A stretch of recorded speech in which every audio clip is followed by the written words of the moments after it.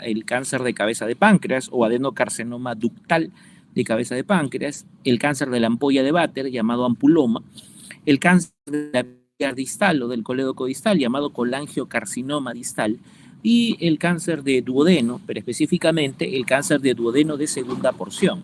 Recordar que estos tumores están en una ubicación anatómica muy cercana, inclusive en el momento del diagnóstico clínico puede ser muy difícil indistinguir uno del otro y que en muchos casos la anatomía patológica finalmente es la que revela qué tipo de tumor era la que afectaba al paciente. Claro está, existen algunos detalles clínicos, detalles también de imágenes, los cuales pueden sugerir alguno de ellos dentro de la patología neoplásica periampular. Recordar también que todos los tumores periampulares resecables tienen un mismo tratamiento. A los 4 tumores, el tratamiento de elección será la duodenopancreatectomía cefálica o cirugía de Whipple.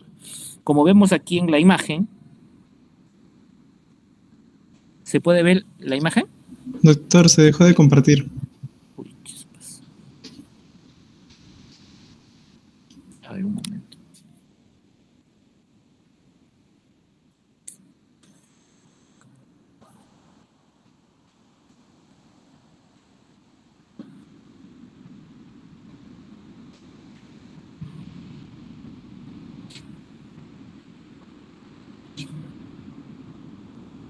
Ahora.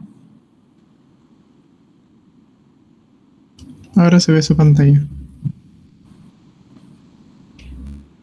A ver, un ratito.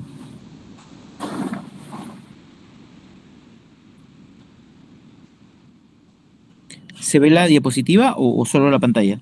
Ahorita solo la pantalla, de hecho se ve el Meet.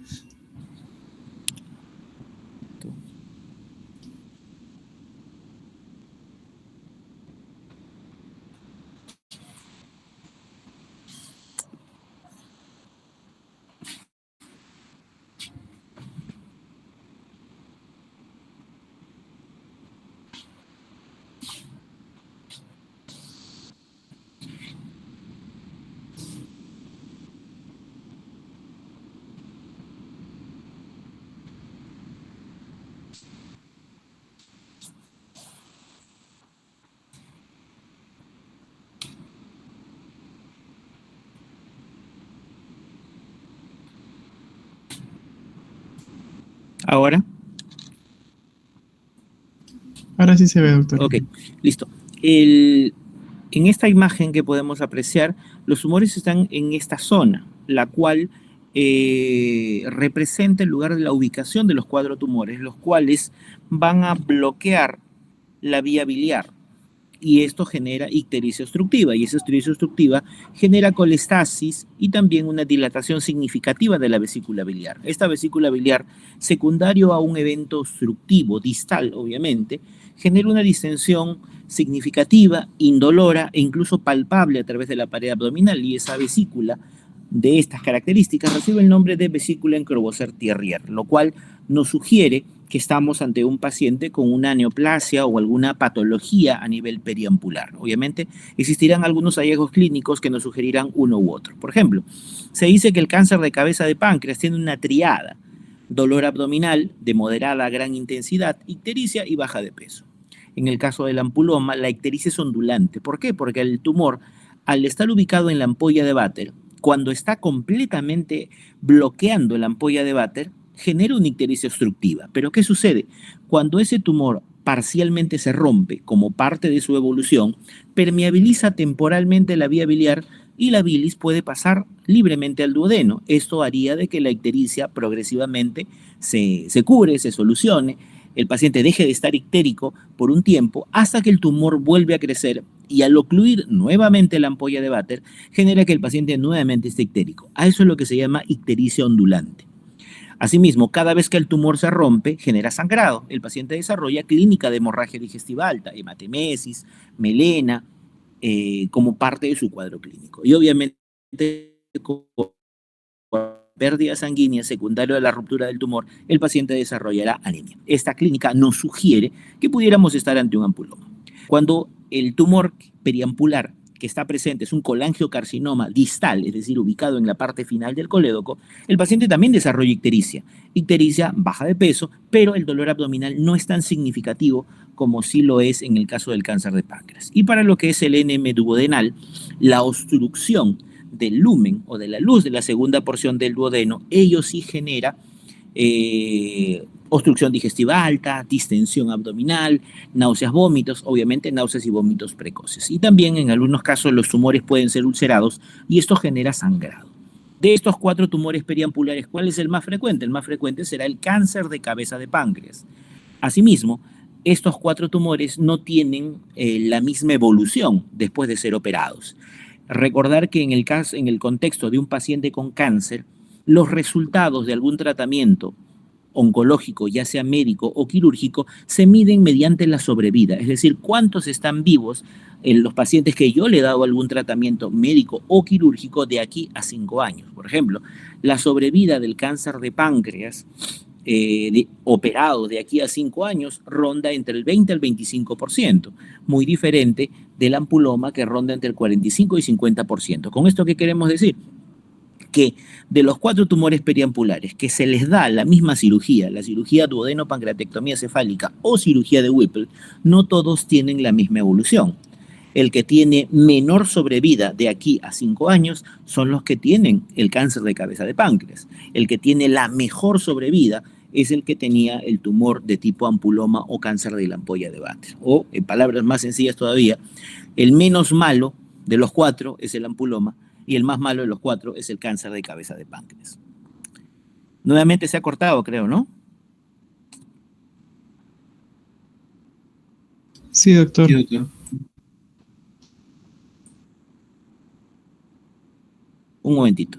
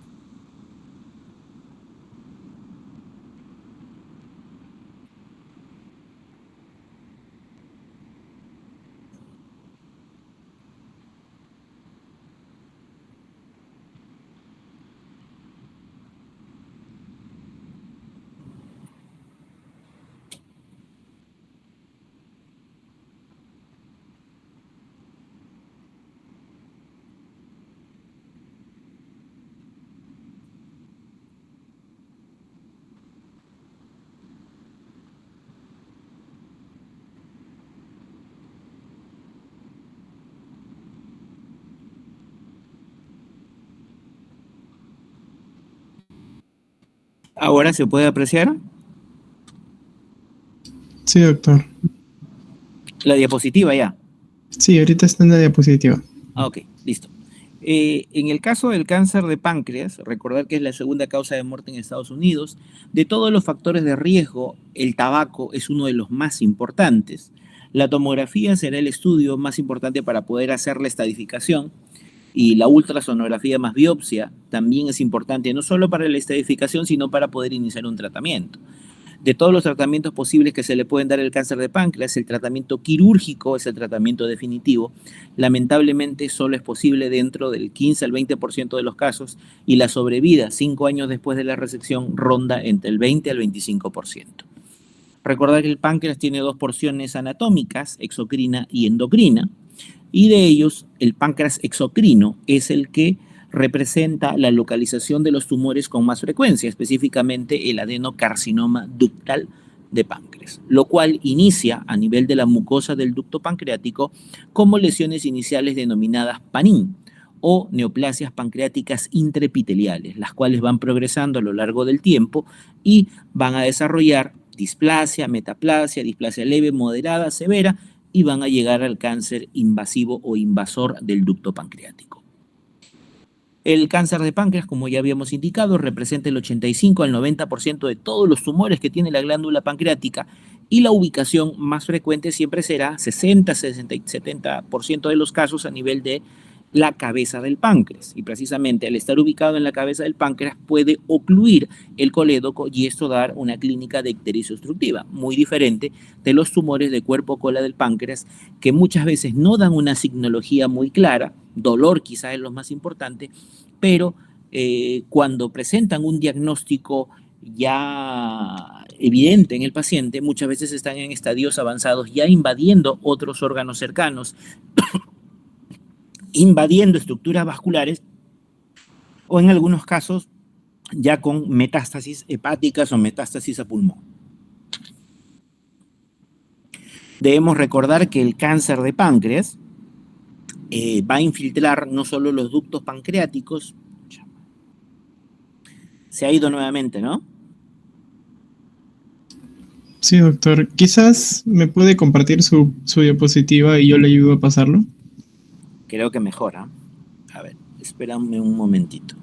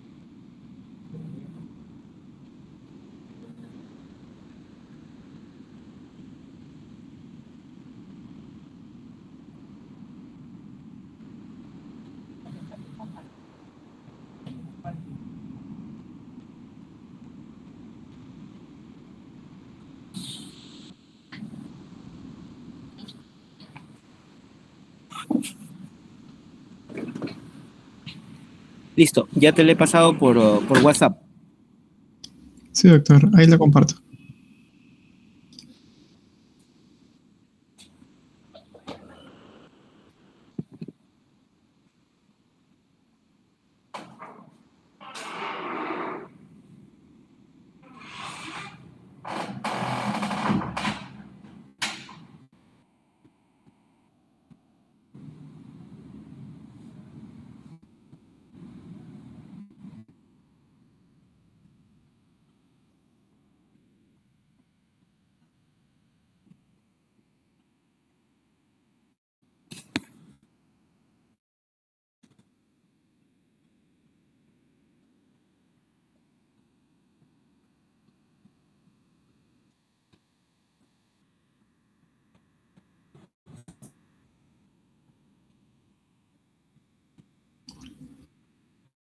¿Se puede ver la diapositiva, doctor? Sí, sí, sí, sí se puede ver.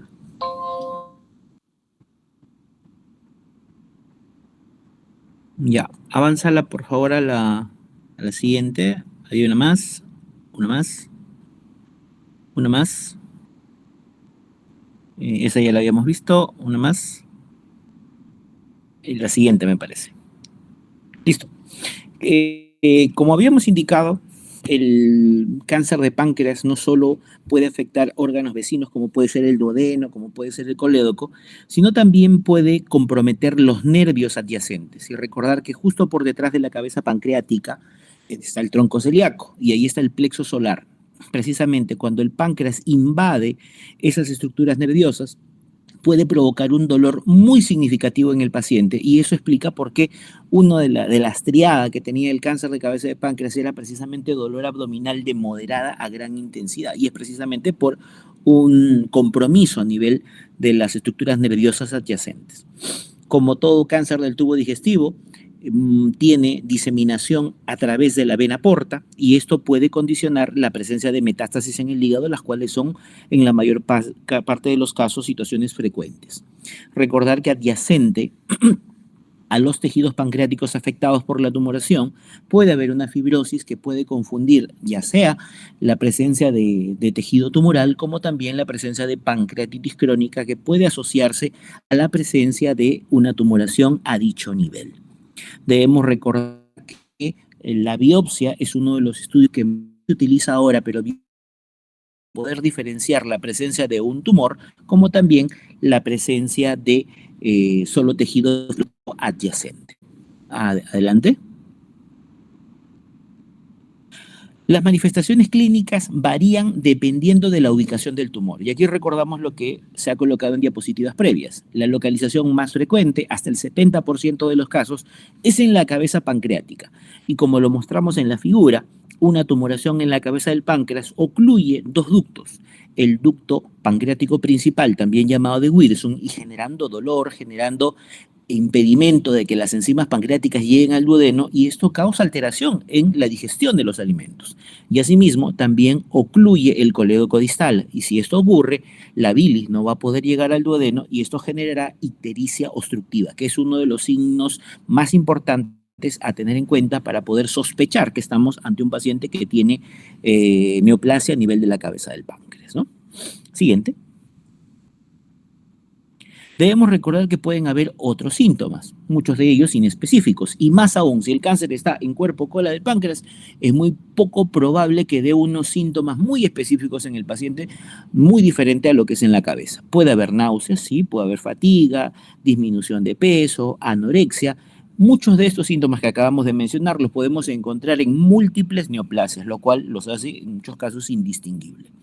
Estos síntomas pueden o no ser causados por la afección tumoral del duodeno. Claro está, de que cuando un cáncer de cabeza de páncreas no solo ocluye la vía biliar, no solo ocluye el conducto de Wilson y también ocluye el duodeno, obviamente en casos sumamente avanzados, puede llegar a condicionar obstrucción digestiva alta.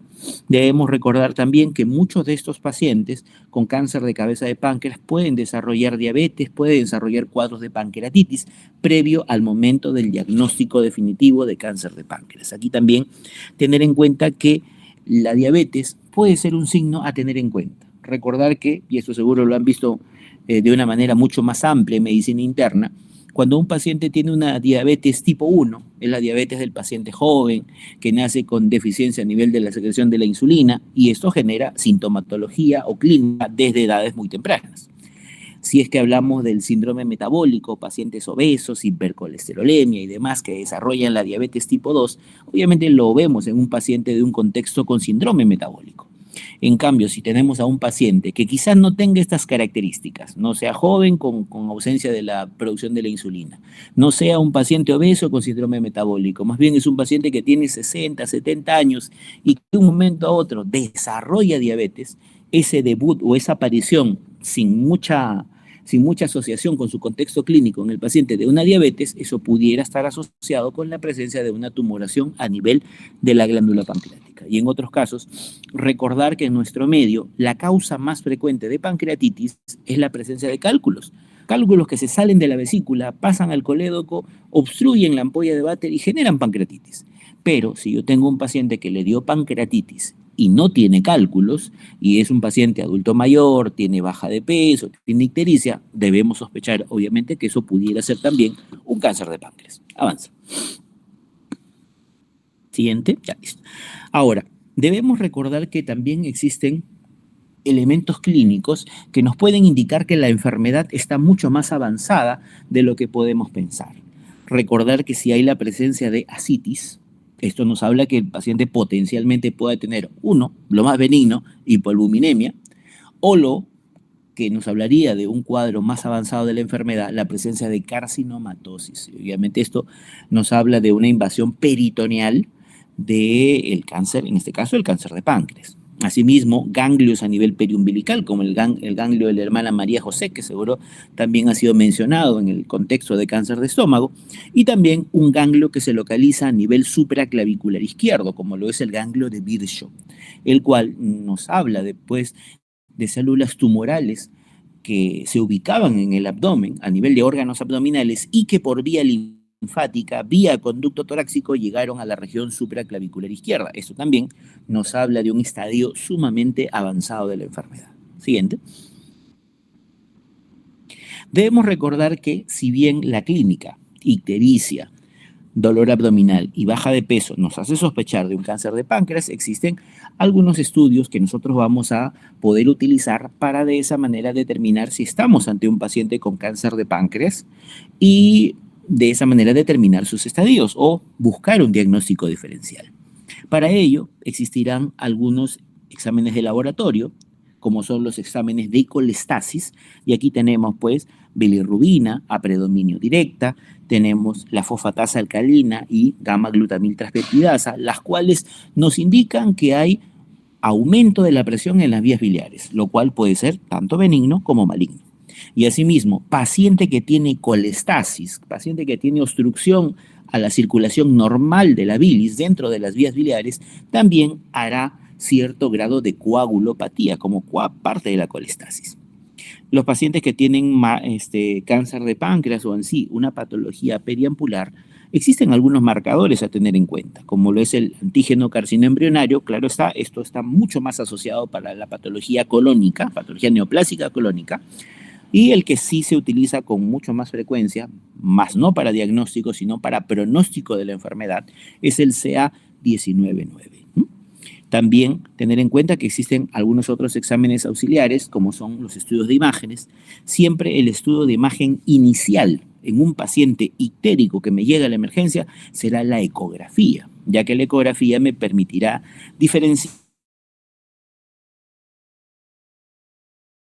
¿será una ictericia obstructiva o no? Si la ecografía me indica que el paciente ictérico no tiene dilatación de vías biliares, entonces sospechamos que este es un problema funcional. En cambio, si es que yo tengo un paciente ictérico que me viene a la consulta o a la emergencia y en su ecografía dice que hay dilatación de las vías biliares, esta dilatación nos sugiere que hay un evento obstructivo, el cual puede ser benigno, como por ejemplo cálculos, o puede ser maligno, como por ejemplo alguna neoplasia periampular. Pero siempre el estudio de imágenes inicial a tener en cuenta debe ser la ecografía. En base a esos hallazgos que nos da la ecografía, el paso siguiente siempre será una tomografía. Claro está, la tomografía se denomina, para el caso específicamente del cáncer de páncreas, la tomografía protocolo de páncreas, que es muy similar a la tomografía trifásica de hígado que ustedes se deben haber mencionado en la clase de patología maligna de hígado, la cual tiene una fase arterial, una fase venosa portal y una fase venosa tardía. Una tomografía muy similar a esa también se utiliza para poder estadificar y ver si existe o no compromiso vascular de alguna tumoración periampular con respecto a los vasos mesentéricos superiores, lo cual es vital poder diferenciar para decidir si es que el paciente es tributario o no de una cirugía con intención curativa.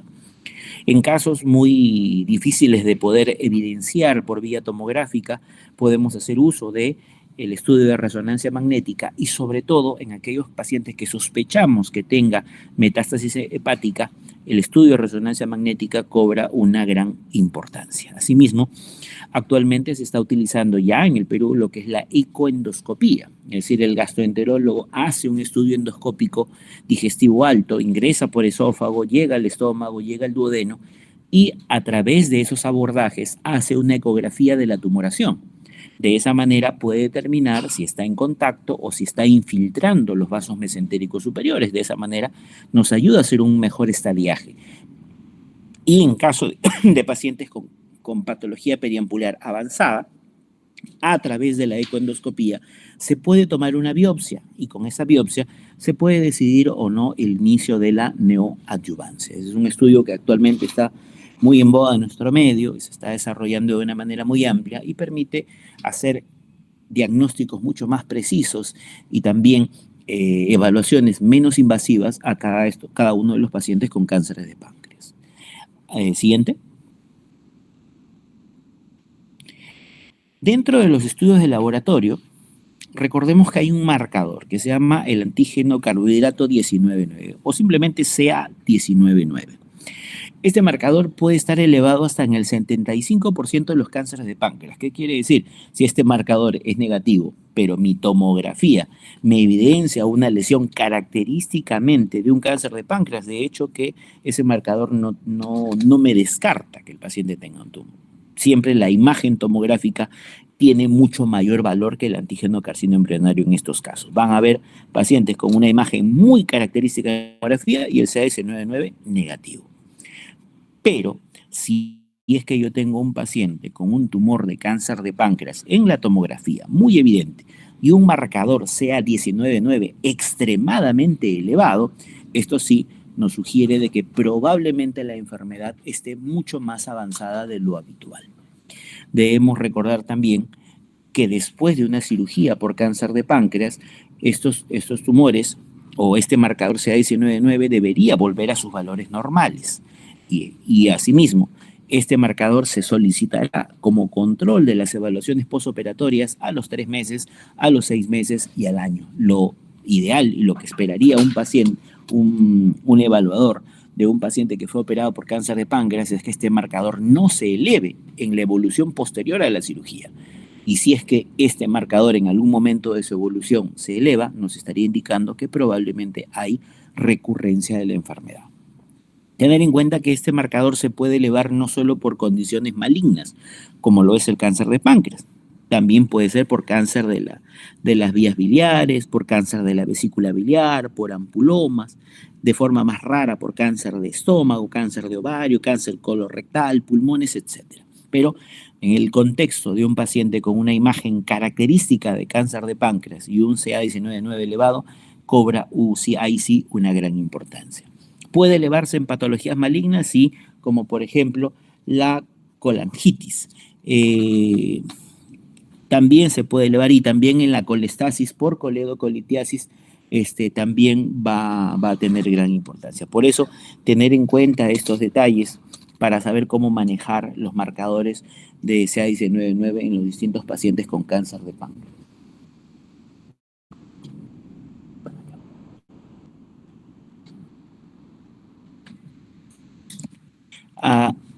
Adelante.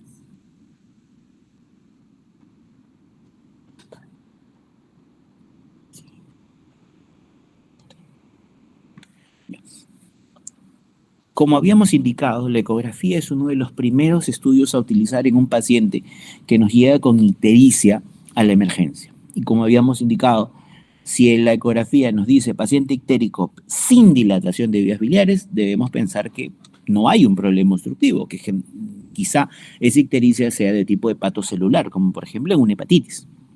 En cambio, si es que la ecografía nos habla de dilatación de vías biliares y más aún nos evidencia una masa en la glándula pancreática, de hecho que esto sí nos habla de una ictericia obstructiva y nos obliga a poder realizar un estudio de mucha mayor caracterización de la lesión como es la tomografía y o resonancia. Asimismo, también puede identificar la presencia de ganglios a nivel peripancreático, a nivel periliar, lo cual nos indicaría más o menos el estadiaje de la enfermedad y también por ecografía puedo ver de manera indirecta la presencia de metástasis hepática o ascitis. Asimismo, también la ecografía nos puede ayudar en el caso de los pacientes ictéricos cuando hay cálculos, ¿no? Si tenemos un paciente que tiene cálculos en la vesícula, tiene cálculos en la vía biliar, quizá esa podría ser la causa de su ictericia. Pero si hay dilatación de vías biliares y no hay litiasis, entonces pensar que probablemente hay alguna tumoración periambular. ¿En la siguiente? La tomografía protocolo de páncreas, muy similar a la tomografía trifásica de hígado, es el método diagnóstico de elección para poder definir qué tipo de tratamiento yo le voy a ofrecer a un paciente que tiene cáncer de páncreas, ya que con ello voy a definir la estadificación de la enfermedad y con eso decidir qué terapia le voy a ofrecer, ya sea terapia médica, terapia quirúrgica al paciente. ¿Qué es lo que evidencia una tomografía protocolo de páncreas o trifásica de hígado dentro de la glándula? Evidencia una masa de baja densidad dentro del páncreas. En pocas palabras, recordar que los términos a utilizar en tomografía son hiperdenso, hipodenso. El cáncer de páncreas se caracteriza por ser una masa hipodensa. ¿Y esto por qué? Porque el tumor de páncreas se caracteriza por tener mucha necrosis en su interior. Y al haber necrosis, no tiene afinidad por el contraste. Cuando se le pone el contraste por vía arterial, ¿qué sucede? Simplemente el contraste no pinta el centro de la tumoración. Por eso la característica más importante de un cáncer de páncreas en tomografía es que se ve como una masa hipodensa, precisamente por la necrosis en su interior. ¿Qué más se puede ver aparte de la masa? Yo voy a encontrar atrofia de la glándula pancreática. Si la masa está ubicada en la cabeza del páncreas, cuerpo y cola del páncreas marcadamente atróficos. Y también dilatación del colédoco, producto de la masa que está generando efecto obstructivo, y también dilatación del conducto de Wilson, ya que el cáncer de páncreas bloquea estos dos conductos excretorios que pasan a través de la glándula pancreática. Asimismo, también nos puede identificar la presencia de ganglios, la presencia de metástasis, líquido libre que pudiera existir en estos casos. Siguiente. Aquí nosotros podemos ver de manera esquemática lo que es la tomografía protocolo de páncreas en estos pacientes. Recordar que siempre debe ser con contraste, los contrastes por vía arterial, venosa, portal y venosa tardía. En la fase arterial, donde el contraste ingresa por las arterias, esto hace de que la masa marcadamente se ponga hipodensa, característico por la necrosis, dilatación del conducto de Wilson y atrofia pancreática muy significativa. Y lo más importante a tener en cuenta en esa tomografía de protocolo de páncreas es ver la relación entre el tumor y la vena porta, la vena mesentérica superior, la arteria mesentérica superior, la arteria hepática, la vena cava inferior, la arteria aorta abdominal, el tronco celíaco. ¿Por qué? Porque como veremos más adelante, interesa mucho si es que el tumor tiene contacto o tiene infiltración de estos vasos. Y recordar que el cuello del páncreas, la cabeza del páncreas, el proceso uncinado del páncreas, tiene un contacto muy directo, una relación muy directa con la vena y arteria mesentérica superior y con la vena porta, lo cual va a definir la resecabilidad en estos casos. Por eso la tomografía es fundamental dentro de la valoración de estos pacientes. Siguiente. Aquí nosotros podemos ver en esta imagen, en la imagen de la izquierda, vemos la vesícula marcadamente distendida y al costado de la vesícula una flecha. Esta flecha, ¿qué nos está señalando? A nivel de la cabeza del páncreas y parte del proceso uncinado del páncreas, en la fase arterial, se ve que el páncreas tiene una coloración grisácea, pero específicamente donde apunta la flecha tiene una coloración mucho más oscura de lo habitual. Esto nos habla de la presencia de una tumoración a dicho nivel, lo cual también debe ser corroborado en la imagen de la derecha, donde se ve la fase portal, en la cual yo voy a ver esas dos flechas que nos están señalando nuevamente la lesión y a su costadito dos figuras circulares, los cuales son los vasos mesentéricos superiores, y de esta manera determinar la resecabilidad de la lesión. La siguiente. En esta imagen ya no se aprecia la glándula pancreática o un corte de la glándula pancreática, pero lo que sí se están viendo y están señalados en las dos imágenes es la presencia de unas lesiones a nivel del parénquima hepático. Vean ustedes, en la imagen superior vamos a ver en el lado del hígado, señalado por flechas, la presencia de imágenes hipodensas, los cuales nos hablan de metástasis hepática. Y a nivel de donde dice T2, donde dice la T, ahí está la presencia de un tumor en la cola del páncreas. Debemos recordar que esa tumoración en el cuerpo del páncreas o en la cola del páncreas, al no estar bloqueando ni el tubo digestivo y al no bloquear la vía biliar, muchas veces son totalmente asintomáticas.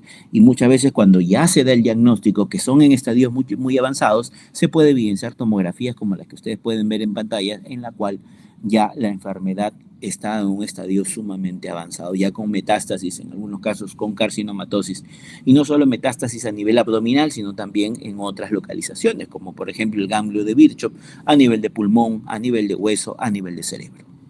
Siguiente. La resonancia magnética se utiliza sobre todo en aquellos casos en la cual la tumoración pancreática es muy dudosa. Muchas veces cuando los tumores pancreáticos tienen más de 2 centímetros son muy evidentes en la tomografía, pero cuando estos tumores son pequeñitos, muchas veces la tomografía trifásica o la tomografía protocolo de páncreas no logra evidenciar una imagen muy característica. Pero si ello genera dilatación del Wilson, dilatación del colédoco, marcador CA19-9 elevado, entonces estamos en la obligación de descartar la presencia o no de una tumoración. Y aquí entra a tallar la resonancia magnética, la cual sí nos puede identificar tumores a nivel de la glándula pancreática, inclusive menores a 2 centímetros. Asimismo, también la resonancia magnética me sirve para poder dibujar el árbol biliar y también el ducto pancreático y de esa manera conocer mejor la anatomía de estos pacientes y de esa manera poder planificar el procedimiento o la intervención quirúrgica a realizar. Por otro lado, la resonancia magnética es un estudio que me ayuda a determinar mucho mejor que la tomografía la presencia de metástasis a nivel del hígado. Muchas veces ha sucedido de que el paciente en la tomografía aparentemente no tiene lesiones en el parénquima hepático de tipo metástasis, pero cuando se hace la resonancia sí se logran ver masas inclusive muy pequeñitas, lo cual cambia drásticamente la evaluación de este grupo de pacientes. Siguiente. Un procedimiento que, como habíamos hablado anteriormente, se utiliza mucho ahora es la ecoendoscopía. El gastroenterólogo hace una endoscopía y esta endoscopía tiene un transductor de ecografía, lo cual le permite poder evaluar de manera ecográfica la tumoración a nivel de la glándula pancreática, y no solo en la cabeza, sino también en cuerpo y cola del páncreas, como se ve en la imagen, ver la relación de este tumor con la arteria mesentérica superior, con la vena mesentérica superior, con la vena porta, de esa manera definir el estadiaje real de la evolución y en caso estuviésemos ante un paciente con un cáncer avanzado, por esa misma vía ecoendoscopía se puede tomar una biopsia. Al tomar la biopsia, yo ya sé el tipo histopatológico del tumor y con ello los oncólogos pueden iniciar sus sesiones de quimio o quimioradioterapia según sea el caso. De esa manera ya se hacen procedimientos como se hacían varias décadas atrás, en la cual uno tenía que abrir el abdomen, el estómago, llegar a la celda pancreática y tomar una biopsia en cuña directa del tumor, lo cual genera mucha morbilidad. Sangrados, fístulas, perforaciones, reoperaciones o una extensión de la enfermedad por la manipulación del tumor. En este caso se hace una punción directa, dirigida y con aguja fina, lo cual nos puede ayudar para poder determinar el tipo histopatológico del tumor y sobre todo esto sirve mucho para que la oncología pueda iniciar su terapia.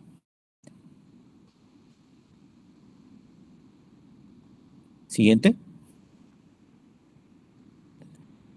También se puede utilizar radiológica de estos pacientes, la CEPRE. Claro está, a diferencia de la ecoendoscopía que me permitía tomar una biopsia, la colangiopancreatografía retrógrada endoscópica nos ayuda sobre todo en el manejo parcial de la obstrucción biliar de estos pacientes. Recordar que el cáncer de cabeza de páncreas ocluye el colédoco. Esto genera ictericia y la ictericia, la colestasis, genera la posibilidad de que mi paciente desarrolle colangitis. Y esta colangitis, si es que no es tratada, el paciente puede llegar a una septicemia y con potencialmente a una mortalidad elevada. Por ello, la CEPRE se puede utilizar en estas situaciones, sobre todo para poder hacer la colocación de prótesis o stents, para que de esta manera la bilis siga pasando al duodeno y nuestro paciente tenga una menor probabilidad de desarrollar colangitis. Asimismo, durante la CEPRE se pueden llegar a hacer cepillados, barridos a nivel de la vía biliar distal o en algunos casos con colangioscopía se puede llegar hasta tomar muestras, sobre todo de la ampolla de Vater, buscando que determinar tipos de tumores periampulares que se puedan encontrar a este nivel. Siguiente. En muchos casos puede llegar a ser necesario la biopsia. Si yo tengo un paciente con cáncer de páncreas, con clínica típica, dolor abdominal, baja de peso, ictericia, en la tomografía veo una tumoración en la glándula pancreática que no tiene contacto y menos aún infiltración a los vasos mesentéricos superiores, a la vena porta, a la arteria aorta, al tronco celíaco, a la vena cava inferior y menos aún tiene metástasis hepáticas, yo a ese paciente lo considero resecable y por tanto ese paciente debe ir a tratamiento quirúrgico. En cambio, si yo tengo un paciente que tiene un tumor en la cabeza del páncreas, que tiene contacto o que tiene infiltración de la vena mesentérica superior, infiltración de la vena porta, metástasis hacia otro órgano, se va a hacer necesario tomarle una biopsia. ¿Para qué? Para tener la histopatología del tumor y de esa manera oncología pueda iniciarle la neoadyuvancia o adyuvancia según sea el caso. De esa manera se puede iniciar un tratamiento médico oncológico con el objetivo de mejorar la sobrevida de estos pacientes. La biopsia será necesaria, sobre todo en aquellos casos muy dudosos y sobre todo en aquellos casos que son localmente avanzados o borderline, como vamos a ver más adelante. Ahí sí, siempre optar por lo menos invasivo posible. Y la biopsia por endoscopía, eso es importante. De igual modo, si el paciente tiene un cáncer de páncreas, pero el paciente es fibrilador, tiene fibrosis pulmonar, tiene insuficiencia renal, tiene una fracción de eyección menor al 30%, es decir, es un paciente de alto riesgo quirúrgico. Obviamente ese paciente no se le va a someter a una Whipple, sino lo que se va a hacer simplemente es darle tratamiento médico oncológico con quimioterapia. Y para poder iniciar esa quimioterapia, los oncólogos en cualquier parte del mundo piden una biopsia, tener la histopatología del tumor. ¿Y esto por qué? Porque todos los tumores no responden de igual manera a un mismo tipo de quimioterapia.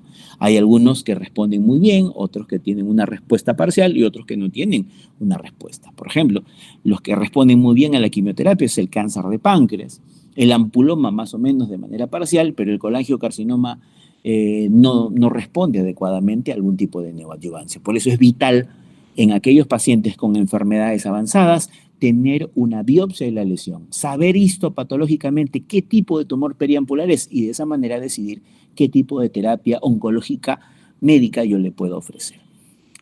Sí.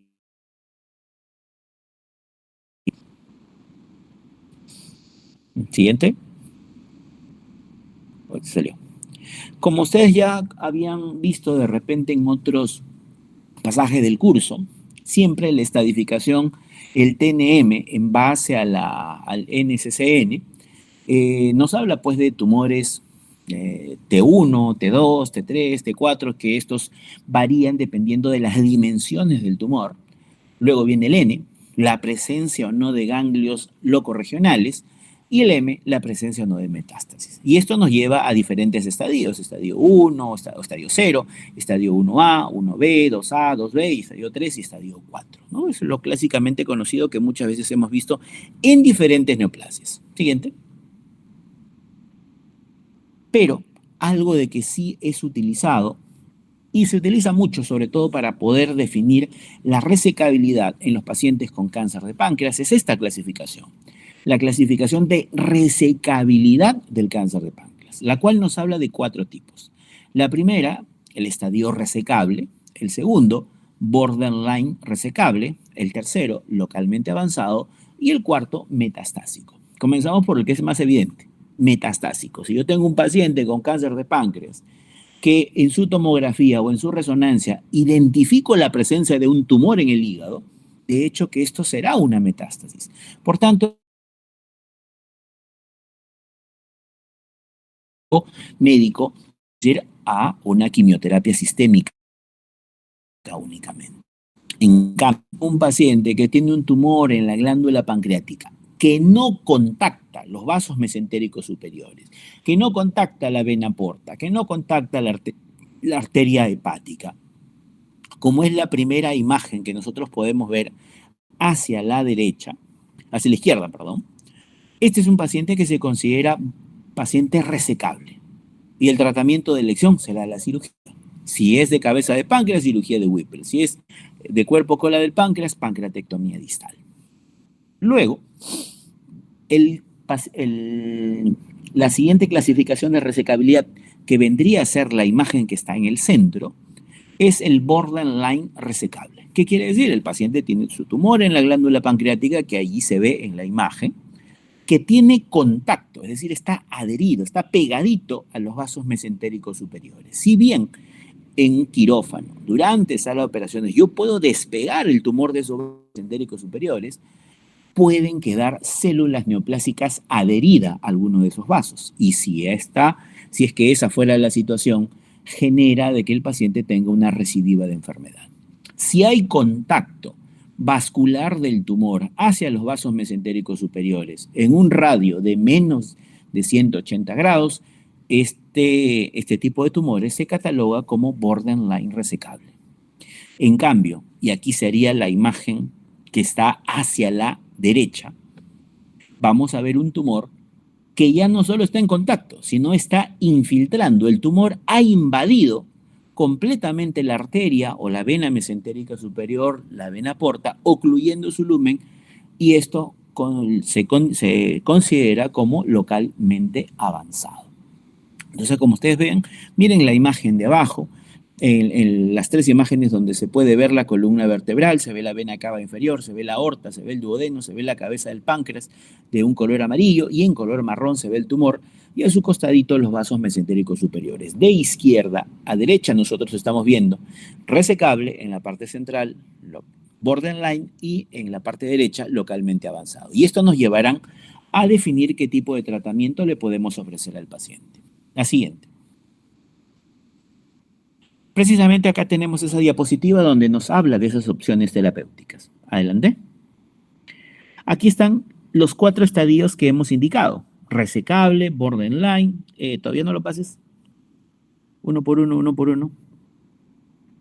Retroceder, retroceder, retroceder, retroceder, retroceder. Ahí.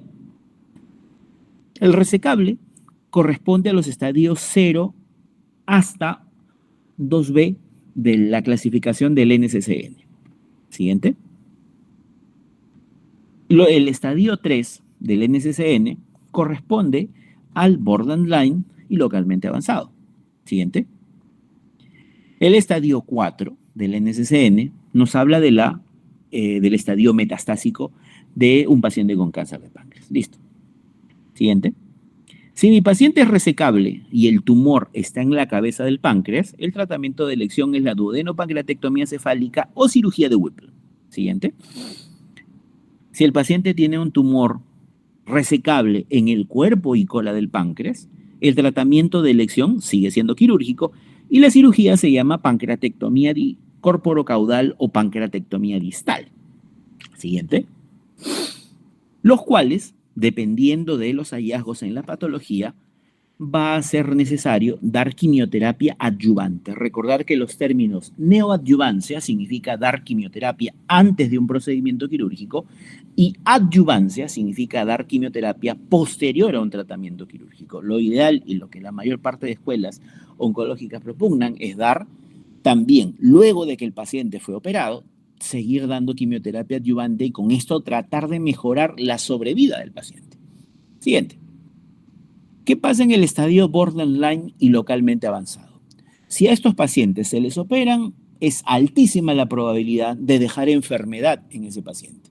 Y si la enfermedad queda en el paciente, ¿qué es lo que va a provocar? La recurrencia del tumor. Es decir, su sobrevida va a disminuir significativamente. Por ello, en el caso de los borderline y localmente avanzados, el paciente debe recibir quimioterapia neoadyuvante, darle quimioterapia antes de cualquier procedimiento quirúrgico, lo cual tiene el objetivo de reducir el tumor, evitar que la enfermedad progrese y hacer que ese contacto y esa infiltración del tumor hacia los vasos sanguíneos se suelte y hacer de que nuestro paciente, que era borderline y localmente avanzado, es decir, no tributario de una cirugía con intención curativa, se vuelva un paciente tributario de una cirugía con intención curativa. Una vez culminada la neoadyuvancia, sus 14 sesiones de neoadyuvancia, siguiente, se reevaluará al paciente. Si es que el tumor se hizo más pequeñito, si es que el tumor logró soltarse de los vasos mesentéricos superiores, el paciente será programado para una intervención, para una exploración quirúrgica. Y en quirófano se determinará si es que se completa con una duodenopancreatectomía o cirugía de Whipple o una pancreatectomía distal, en estos casos dependiendo de dónde esté ubicado el tumor. Se explora a esos pacientes. Pero también recordar que los pacientes que han ido a neoadyuvancia, no todos van a tener una muy buena respuesta. En algunos casos, tras haber culminado todas las sesiones de quimioterapia, el paciente tiene una enfermedad que más bien avanzó mucho más y si eso avanzó, simplemente la evolución del paciente será tórpida y la mortalidad que sobreviene en esos casos va a ser a un plazo muy corto. Obviamente los que tienen mayor probabilidad de responder y hacerse quirúrgicos son los borderline y los que tienen la menor probabilidad de que ese tumor se haga más pequeñito, que ya no infiltre los vasos mesentéricos superiores, será pues los localmente avanzados. Siguiente. En algunos casos, los borderline iban a cirugía, y acá lo ponemos en línea de puntos. ¿Por qué? Porque cuando esto se hacía, y esto se hacía al menos una década atrás, se veía que estos pacientes, si bien la tumoración se lograba operar, la recurrencia de la enfermedad era altísima. Por eso simplemente se ha dejado acá con línea de puntos. En el paciente que tiene metástasis, el tratamiento de elección es la quimioterapia sistémica y también los cuidados paliativos. Nada más. Siguiente. El tratamiento quirúrgico, obviamente para los pacientes resecables o los localmente avanzados o borderline que se hicieron resecables, simplemente consiste en la resección quirúrgica de la tumoración de la glándula pancreática dependiendo de dónde esté ubicada. Y aquí, miren la imagen de la derecha, hay una línea vertical de color negro. Esa línea pasa a través del cuello del páncreas.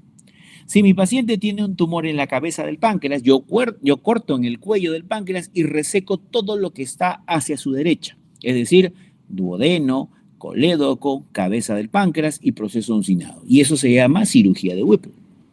Pero si mi paciente tiene un tumor en el cuerpo y cola del páncreas, igualito, se corta en el cuello pancreático, pero se reseca todo lo que queda a la izquierda con respecto al paciente. Es decir, cuerpo, cola del páncreas, incluso hasta el vaso. Y eso tiene un nombre, se llama pancreatectomía distal o pancreatectomía corporocaudal. Por tanto, un paciente que tiene un tumor en el páncreas, yo solo dispongo de 2 cirugías. Si el tumor está ubicado en la cabeza, le hago duodenopancreatectomía cefálica o cirugía de Whipple. Si el tumor está en cuerpo y cola del páncreas, le hago pancreatectomía distal con esplenectomía. Y esos son los únicos 2 procedimientos a tener en cuenta pacientes que tienen patología pancreática. El objetivo principal es obtener el R0, es decir, resecar completamente la enfermedad y no dejar ni una célula dentro del paciente, lo cual pueda repercutir en su evolución posterior. Siguiente.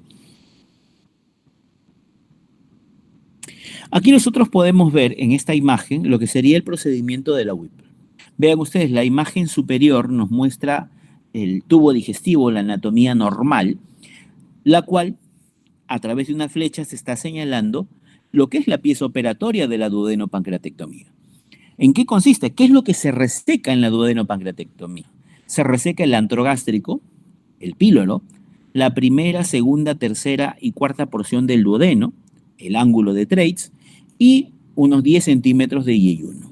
Asimismo, se reseca vesícula biliar, el colédoco, cabeza del páncreas, el proceso uncinado del páncreas. Todo eso es la pieza operatoria de la duodenopancreatectomía. Como se ve, se hace una resección de múltiples órganos. Ahora, posterior a la resección, viene la fase de reconstrucción. Y la fase de reconstrucción comprende 3 anastomosis. La primera que se hace es la anastomosis o la unión entre el páncreas, el cuello del páncreas con el yeyuno. Se llama pancreato-yeyunostomía. La segunda se da entre el hepático común y el yeyuno. Hepato-yeyunostomía es el nombre. Y la tercera es la que se da entre el yeyuno y el estómago. Gastro-yeyunostomía. Estas tres son las tres anastomosis que se le hace a un paciente que tiene duodeno-pancreatectomía cefálica o cirugía de Whipple. Siguiente. Aquí vemos la fase de la resección. Vean ustedes, se hace primero la maniobra de calibrage para de esa forma movilizar del colon derecho y también lo que es la maniobra de Kocher o Kocher, que consiste en movilizar o despegar el duodeno de sus adherencias retroperitoneales, también la disección de la vena porta, la transición, corte a nivel del estómago, transección a nivel yeyunal y la liberación del ángulo de Treitz, posteriormente la transección a nivel del cuello pancreático y la exéresis o el retiro de la pieza operatoria. Como se ve en la imagen, la secuencia de pasos es siguiendo las manecillas del reloj. Las etapas o los pasos de la resección son en sentido horario. Siguiente. En cambio, la reconstrucción se hace en sentido antihorario. ¿Por qué? Porque la primera anastomosis a realizar es la que se hace entre páncreas y yeyuno. La segunda es la que se hace entre hepático común y yeyuno. Y la tercera, la que se hace entre el estómago y yeyuno. Es decir, es en contra de las manecillas del reloj o en sentido antihorario. Siguiente. Ahora, hay dos tipos de Whipple. Whipple clásica y Whipple con preservación pilórica. En la Whipple clásica, ¿qué es lo que se hace? Se hace resección del antro y píloro. En cambio, en la Whipple con preservación pilórica, que es la imagen que tenemos en pantalla, se hace la sección a nivel de la primera porción del duodeno, preservando todo el estómago, preservando el píloro. Por eso el nombre de preservación pilórica. Aquí, las anastomosis o las serían páncreas y yeyuno, siempre es la primera, hepático común y yeyuno, esta es la segunda, y ahora lo que se va a unir es la porción del duodeno con el yeyuno. ¿Cuál es el objetivo de hacer este tipo de procedimientos, la Whipple con preservación pilórica versus la Whipple clásica? Es tratar de reducir una complicación posoperatoria que se denomina retardo del vaciamiento gástrico. En teoría, en aquellos pacientes que se le hacen la Whipple con preservación pilórica, habría menos retardo con vaciamiento gástrico, pero eso varía sobre todo de escuela a escuela quirúrgica. Siguiente. Aquí nosotros podemos ver dos imágenes, la cual corresponden a la pieza operatoria de una Whipple clásica. Como se puede apreciar ahí, se ve el antro gástrico, hacia la esquina superior e izquierda de ambas fotos se ve la vesícula biliar unida al cístico y esta a su vez al colédoco. Se puede ver también lo que es el duodeno y en la imagen de la izquierda sobre todo las 4 porciones del duodeno y ángulo de Treitz, y lo que aparece ahí resaltado con colores corresponde al cuello del páncreas, proceso uncinado del páncreas y parte de la cabeza del páncreas, lo cual esta es la pieza operatoria de una duodeno-pancreatectomía cefálica clásica. Siguiente. Y esta sería de una pancreatectomía corporocaudal o pancreatectomía distal. Como ustedes se pueden ver, tanto en las dos imágenes, en el lado derecho inclusive se puede ver mucho mejor el tumor ubicado en cuerpo de páncreas, y a la derecha de cada una de estas dos imágenes podemos ver el vaso ubicado también en ese punto. En la mayor parte de los casos, las pancreatectomías corporocaudales también incluyen la esplenectomía. Siguiente. Recordar que, como hemos visto, según los estadiajes de resecabilidad, existen algunos pacientes, sobre todo los localmente avanzados y más aún en los metastásicos, en los cuales ya no hay opción de una terapia quirúrgica de forma curativa y el paciente pasará a quimioterapia sistémica y a cuidados paliativos. Recordar que el término paliativo va asociado ¿a qué? Va asociado a mejorar la calidad de vida en el tiempo que le queda al paciente. Y aquí, cuando se habla de tratamiento paliativo para el cáncer de páncreas, se deben tratar 3 problemas. El primero, la ictericia. ¿Por qué? Porque un paciente ictérico tiene alta posibilidad de hacernos colangitis y una colangitis no tratada es mortal. En segundo lugar, la obstrucción duodenal, la obstrucción del tubo digestivo. Muchas veces los tumores pueden ser tan grandes que infiltran e invaden el duodeno y el paciente no va a poder comer de una manera adecuada. Y el tercero, recordar que el cáncer de cabeza de páncreas está muy cerca del plexo solar. Cuando este tumor crece, infiltra el plexo solar. Y esto que genera dolor en el paciente. Y un dolor que puede ser incapacitante para el paciente. Entonces, estos tres problemas son los que uno debe tener en cuenta para enfocar el tratamiento paliativo. Siguiente.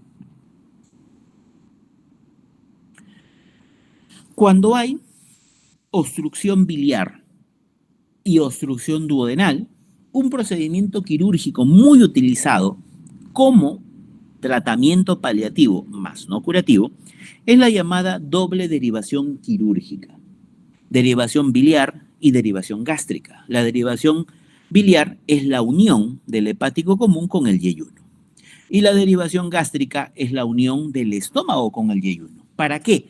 Para que la bilis y el contenido del estómago pasen directamente al yeyuno sin transitar por el duodeno que se encuentra obstruido. De esa manera, el paciente ya no va a tener colangitis, va a poder vivir sin colangitis, sin ictericia, y va a poder comer sin ningún problema, ya que sus alimentos pasarán del estómago al yeyuno. Este es uno de los procedimientos quirúrgicos que sí se realizan a modo de título paliativo para este tipo de pacientes, cuando tienen tanto obstrucción biliar como obstrucción gástrica. Por si acaso, en esta cirugía no se reseca el tumor, porque se hace para casos, estadios avanzados o incluso metastásicos. Siguiente. Recordar que el dolor era un problema muy significativo en el cáncer de páncreas. Muchas veces estos pacientes toman analgésicos comunes, analgésicos opioides, y muchas veces ese tratamiento es insuficiente para controlar su dolor. En casos muy extremos, cuando ya la terapia farmacológica no ha tenido resultados, un procedimiento a utilizar es la neurolisis o también llamada alcoholización del plexo solar. Como se puede ver en la imagen, se le inyecta alcohol directamente a los ganglios semilunares o a los ganglios celíacos con el objetivo de necrosarlos. ¿Para qué? Para que de esa manera se bloquee la transmisión nerviosa y por tanto ya no se transmita el dolor a este nivel. Y con ello, obviamente, mejoramos mucho la sintomatología de estos pacientes que incluso pueden hasta ni siquiera llegar a dormir por el dolor incapacitante que les genera una tumoración pancreática muy avanzada. Siguiente. Ahora, si bien nosotros hemos colocado en los dos procedimientos anteriores terapias quirúrgicas como parte de la paliación en el cáncer de páncreas, también se pueden utilizar terapias mínimamente invasivas. Por ejemplo, si tenemos a un paciente que tiene un tumor a nivel de cabeza de páncreas, el cual no es tributario de tratamiento quirúrgico, y también es un paciente que tiene múltiples comorbilidades que le confieren un riesgo quirúrgico muy elevado, entonces tendremos que hacer paliación tanto biliar como gástrica o solucionar una colestasis, solucionar una ictericia obstructiva, como también una obstrucción del tubo digestivo. Y esto se puede hacer a través de stents. Como se puede ver en la imagen, a través de una CEPRE, se coloca un stent en el colédoco distal. ¿Para qué? Para dejarlo permeable, para mantenerlo abierto. Y con eso la bilis pueda pasar al duodeno y de esta manera nuestro paciente no esté ictérico y no nos desarrolle colangitis. Así como se puede colocar un stent en el colédoco, también se puede colocar un stent en el duodeno. ¿Para qué? Para mantener aperturado o con un lumen muy significativo el duodeno y el paciente pueda comer por vía oral sin ningún problema. Estas también son terapias paliativas, claro está, mínimamente invasivas. El detalle es un poco costoso y tiene que ser realizado en centros de experiencia donde los gastroenterólogos, que son los que colocan este tipo de dispositivos, tengan una amplia experiencia en el manejo de ello para reducir sus complicaciones y para tener la mayor tasa de éxito. Siguiente. Este algoritmo nos muestra diferentes características con respecto al cáncer de páncreas, por ejemplo, en la parte superior y los cuadritos verdes, lo que son los diferentes factores de riesgo que nos pueden llevar al desarrollo de cáncer de páncreas, algunos y en los cuadritos rosados, algunos definitivos, algunos probables, la cual puede hacer que el paciente vaya a desarrollar lesiones intraepiteliales en el ducto pancreático que progresivamente crezcan en el tiempo hasta desarrollar un cáncer invasor. Como ya habíamos comentado, la tríada clásica, dolor abdominal, baja de peso, ictericia, muy importante dentro del cuadro clínico sugerente de cáncer de páncreas, y recordar que la terapia curativa, si está ubicada en la cabeza del páncreas, es la Whipple; si está ubicada en cuerpo-cola, pancreatectomía distal. Y si es que el paciente tiene un tumor avanzado, cirugía paliativa, ya sea la doble derivación o la alcoholización del plexo solar, como ya habíamos indicado anteriormente. Puede ser necesaria terapia adyuvante o neoadyuvante, si es cierto. Neoadyuvante, sobre todo en los localmente avanzados y en los borderline, y en el caso del metastásico, simplemente la quimioterapia sistémica. Siguiente. Aquí unas palabras ya un poco de manera rápida, porque recordar que este tipo de temas de los tumores quísticos pancreáticos ya fueron mencionados quizá en la teoría de los tumores benignos del páncreas. Tener en cuenta que las neoplasias quísticas del páncreas están presentes del 2 hasta el 45% de la población general, pero que dentro de la glándula solo representan un 1% de todos los tumores. Debemos tener en cuenta que muchos de estos tumores son diagnosticados de manera incidental, es decir, al paciente le hacen una tomografía por otra causa y es allí donde llegan a poder encontrar el diagnóstico de esta patología. Los tumores quísticos pancreáticos, algunos serán benignos, otros serán malignos puramente, y esto es lo importante a reconocer en cada uno de ellos. Siguiente. Aquí una clasificación. Los benignos, a la cabeza el cistoadenoma seroso es uno de los que característicamente es el mayormente benigno dentro de estos tumores quísticos, muy diferente al cistoadenoma mucinoso, que es el que tiene mayor probabilidad de desarrollar una patología maligna o convertirse en cáncer. El que tiene un desarrollo intermedio, un desarrollo borderline, que se pudiera convertir en maligno, está pues el sólido pseudopapilar de páncreas, que vamos a ver más adelante. Siguiente. Aquí, de manera general, la foto nos muestra los distintos tumores quísticos que pueden afectar a la glándula pancreática, el IPMN, o también conocido como neoplasia papilar intraductal mucinosa, la cual puede comprometer el ducto pancreático principal o también las ramas accesorias. Luego está el cistoadenoma seroso, el más benigno de todos; el cistoadenoma mucinoso, el que tiene más riesgo de desarrollo de patología maligna. Tener en cuenta que en aquellos casos, los tumores quísticos serosos que tienen bajo potencial de malignidad, muchos puede que no sean tributarios de algún tipo de manejo, solo observación, solo seguimiento. Pero si tenemos a un paciente con un tumor quístico que genera síntomas como dolor incapacitante, como efecto de masa sobre el tubo digestivo, es decir, genera obstrucción intestinal, o que esté provocando un efecto obstructivo sobre la vía biliar, sobre el coledo, que genere ictericia y colestasis, en esos casos, cuando es sintomático, sí debe ser operado, por más benigno que sea. Siguiente.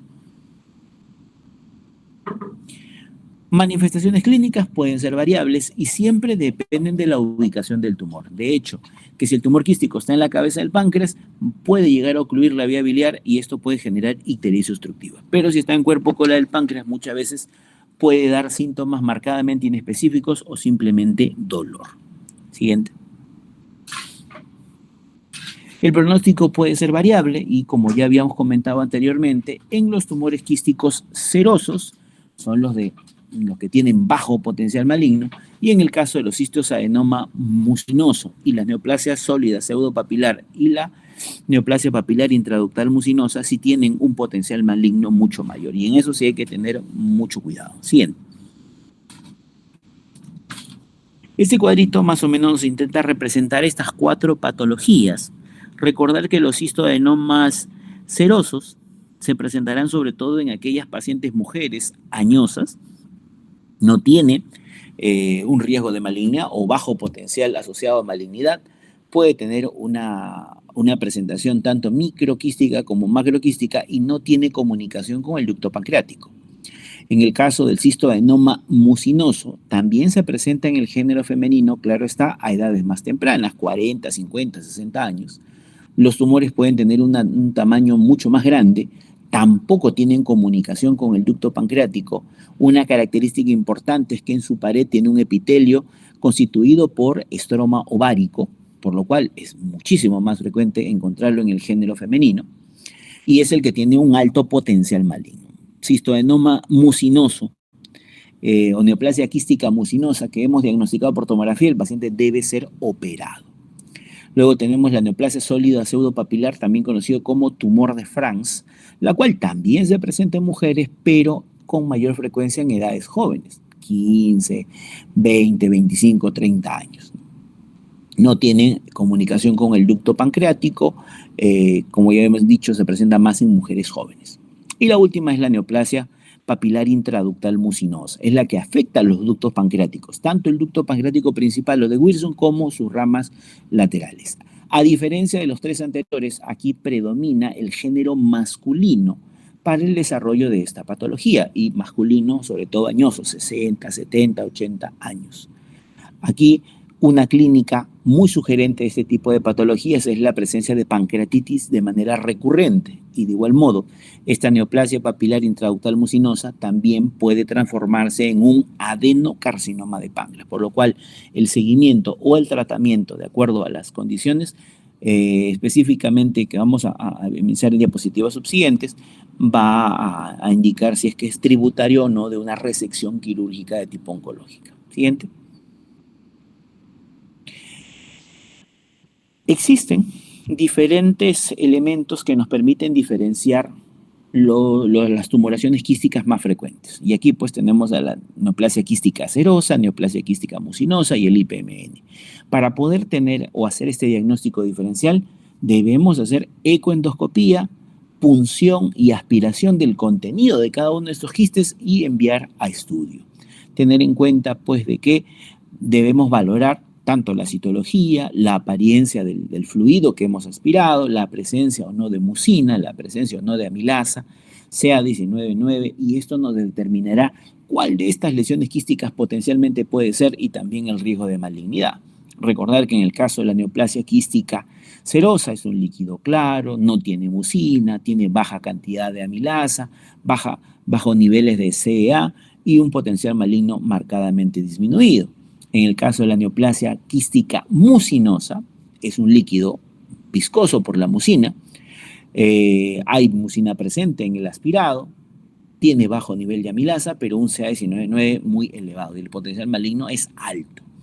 Para los IPMN también es un material, una secreción viscosa, mucina presente, amilasa, a diferencia del cistoadenoma mucinoso, que es amilasa bajo, aquí es marcadamente alto y puede asociarse a la presencia de pancreatitis, y el CA también puede estar elevado. Recordar que aquí el potencial maligno también es importante.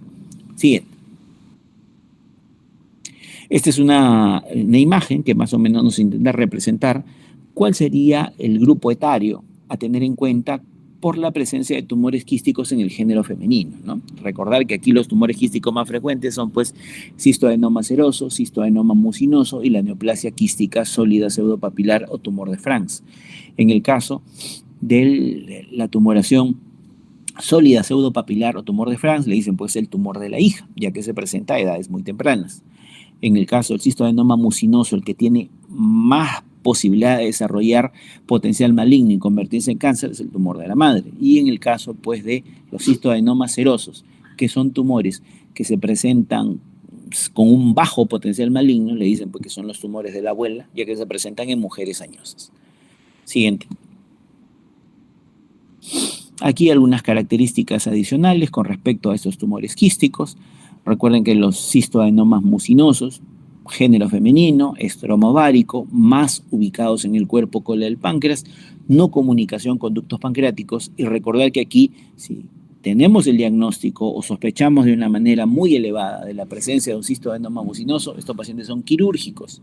Si está ubicado en la cabeza del páncreas, se le hará una duodenopancreatectomía cefálica o cirugía de Whipple. Si está ubicado en cuerpo cola del páncreas, se hará una pancreatectomía distal. Siguiente. En el caso de los tumores de Franz, si bien es una patología un poco rara, se presenta en edades jóvenes, con una media de 26 años. Puede ser asintomática, claro está, mientras más grande sea o esté en cabeza de páncreas, más sintomático puede ser para el paciente. Puede presentar hemorragias y necrosis intraquísticas, lo cual puede estar asociado con la presencia de sintomatología. Son tumores grandes, con hemorragias intraquísticas, como se puede ver en la imagen, y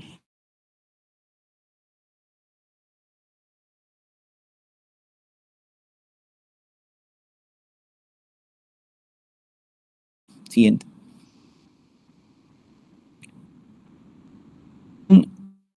Es tumor considerado borderline, es decir, benigno, con diseminación o riesgo de malignidad.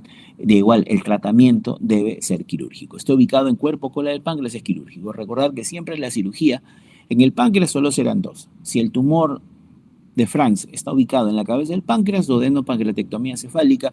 Si estuviese ubicado a nivel de cuerpo de cola del páncreas, pancreatectomía corporocaudal o pancreatectomía distal siempre será el tratamiento. Siguiente.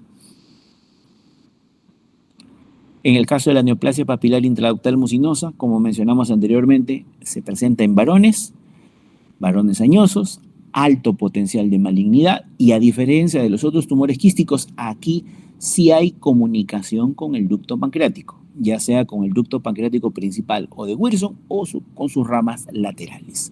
Tener en cuenta de que aquí sí hay riesgo de degeneración maligna y hay riesgo de que esto se convierte en un adenocarcinoma ductal de páncreas. Si esto se presenta dentro de la evolución y está ubicado en la cabeza, duodenopancreatectomía cefálica o cirugía de Whipple.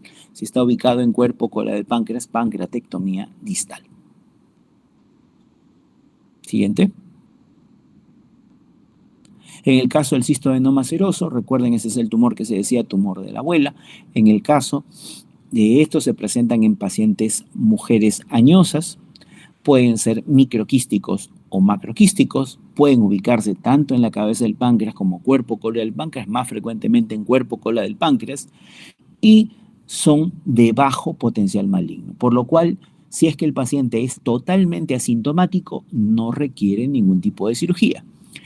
Pero si este tumor quístico seroso está en la cabeza y está ocluyendo el colédoco, si está ocluyendo el duodeno y está generando sintomatología, está generando dolor, ictericia y obstrucción digestiva en el paciente, allí sí será necesario operarlo. No por la malignidad, no porque se vaya a convertir en un cáncer, sino porque está generando síntomas y problemas en el paciente.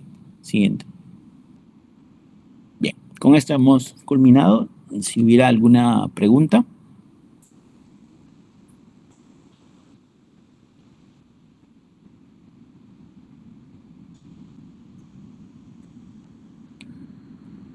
Bien, si no hay ninguna pregunta, ya nos vemos en una nueva oportunidad. Muchas gracias. Gracias, doctor. Gracias, doctor.